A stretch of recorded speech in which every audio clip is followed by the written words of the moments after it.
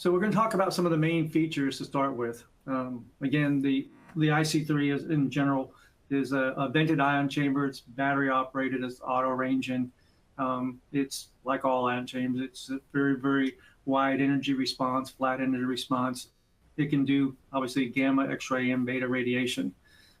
The first bullet point here is probably the key to the whole IC3 that makes it unique compared to other ion chambers, is the electrometers inside, or the components inside, have special sealing on them that prevents them from being impacted by high humidity areas.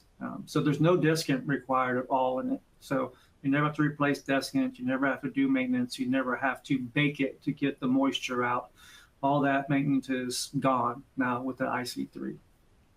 It also has a very, as you can see, a very large backlit color display. It's the exact same display that's on our Telepole 2. If you have seen the Telepole 2, it's the same display, similar menus, different options, but very, very similar menu type thing. So it'll be very simple and easy transition as far as that goes.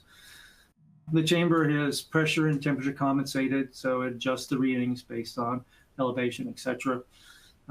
We call it ideal for NDT and medical because it does such a great job at the pulsed X-ray. So certainly down to the 50 nanoseconds, it gives you very, very good readings all the way down there. And again, realize that pulse X-rays and what you're reading is mainly integrated dose type of systems, not necessarily per se rate.